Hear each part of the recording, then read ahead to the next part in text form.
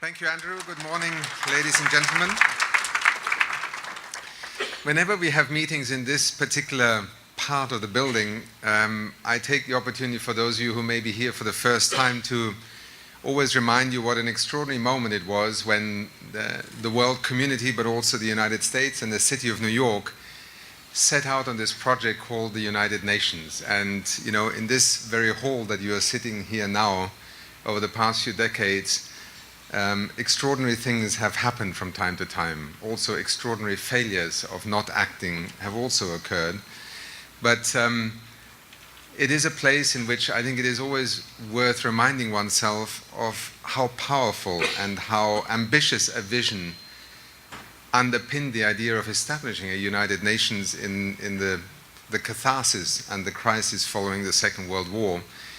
And it always is a useful thing to remind oneself, because particularly when we initiate new initiatives, there are always those, and usually it's the majority, who are skeptical and who doubt it and who think it's not doable and we will not succeed. So I want to simply use this morning's venue that we're in to say how delighted I am on behalf of UNDP to join on this occasion of the Good Growth Partnership really taking off. And Naoko, to you in particular, it's wonderful to work together with you again. We know each other since many years and have just had a chance to meet before the beginning of our session this morning to review also the very close partnership that the United Nations Development Programme and the Global Environment Facility enjoy. And the Good Growth Partnership is an excellent example of the kind of incubation, and some of you come more out of the financial and perhaps impact investment sectors. Part of what we do and what we can do by having the resources of a facility such as the GEF, the institutional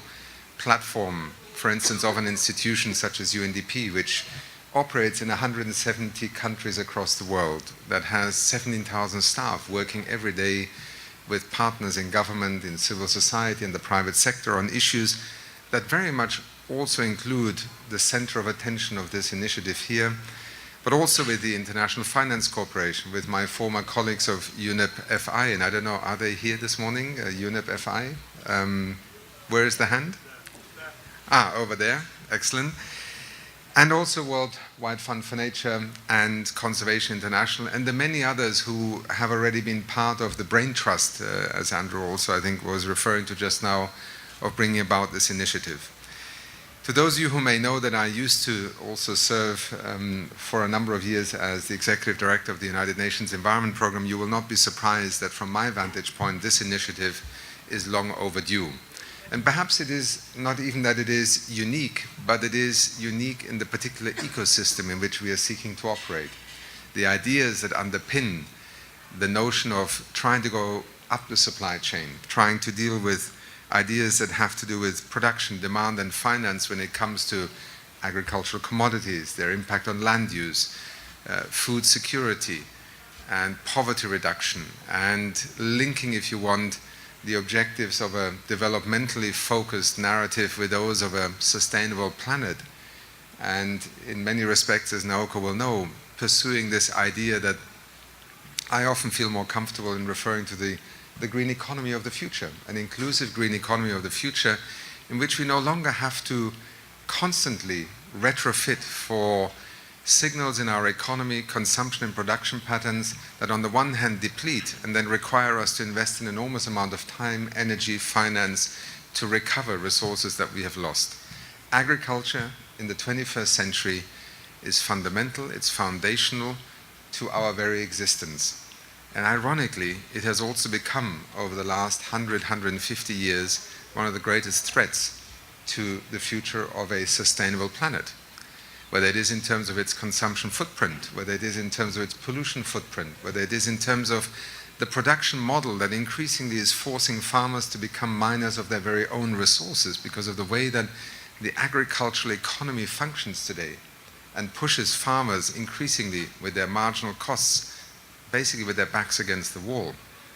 These are the kinds of economic incentives and also regulatory frameworks for a market that should be functioning to the benefit of farming communities who earn their livelihoods off the land, who need to invest in long-term productivity of land, but equally to feeding a world that can't afford the luxury of paying extremely expensive food prices, and so on and so on. It is for this reason that I wanted to join you here this morning together with Naoko to first of all thank our partners who have helped to make this partnership come alive, to thank all of you who have traveled to be here today to be part of that community that will make this partnership more than just an initiative by a number of institutions. Every now and then, a consortium of actors becomes a touchstone in a community. Our hope is that this partnership could indeed be that touchstone that so many are looking for in terms of orienting their future corporate strategies, informing public policy,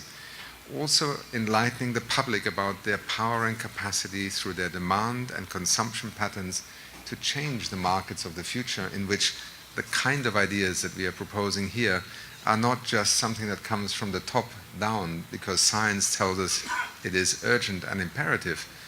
but it actually begins to empower a different model of development, of an agricultural economy, and therefore also of an existence for a farmer who often is at the front line of very conflicting signals in which they operate. So once again, on behalf of the United Nations Development Programme, thank you for joining, thank you for being here today, and to our partners for having made this kind of coalition possible. We look forward to working with you and hopefully to meet from time to time, maybe here again, and say to ourselves, we actually made a difference. Thank you.